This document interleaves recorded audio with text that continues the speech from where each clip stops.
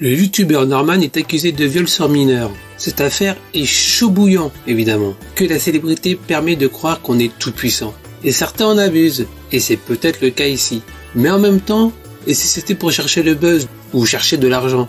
Regardez, il y a eu 30 personnes qui ont accusé Norman de viol, ou du moins des filles qui se sont plaintes de lui, et après le filtre de la justice, il n'y en a plus que 2.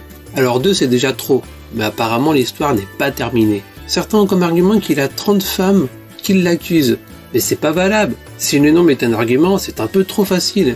Il faut des preuves.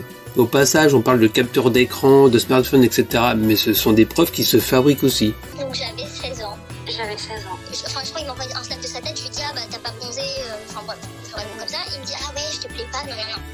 Et donc là je lui réponds directement mais t'as 30 ans par contre tu vois, parce que je commence à réaliser que bah c'est bizarre qu'il me réponde ça quoi.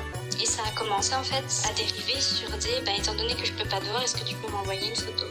Clairement petit à petit je sentais que ses propos étaient ambigus et que c'était de la drague, tu vois. Moi je voulais juste continuer à lui parler mais sans cette ambiguïté un peu malsaine. Et le seul truc que j'avais répondu que j'avais trouvé à lui répondre c'était bah écoute dans ce cas là on se parle quand je serai majeur.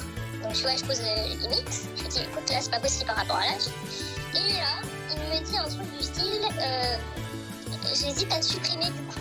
En fait c'est lui le premier qui m'a envoyé une photo torse nu. Et il m'a envoyé et maintenant tu m'envoies la même, lol, t'inquiète, je plaisante. Échange qu'il y a entre plein d'hommes et de femmes sans accuser de viol. Norman aussi a pu se faire piéger. Ça existe les garces, mais aussi les salauds. Si vraiment il a fait cela, bien sûr il doit payer et c'est bien fait pour lui que ce soit révélé. Par contre si c'est faux, ou si c'est des coups montés, c'est pas la première fois que des gens connus se font accuser à tort, et même des inconnus aussi. Quand dans un cercle familial ou entre amis, ça veut détruire quelqu'un. C'est une des armes possibles. C'est très complexe et ce type d'infos ne devrait pas être divulgué tant que l'enquête n'est pas terminée. Et puis, et en finalité, se servir de l'argument j'ai 18 ans, ouais, bof hein. Combien de filles de même pas 16 ans ont des rapports? Elles s'en foutent pas mal d'être majeures ou mineures quand le mec leur plaît.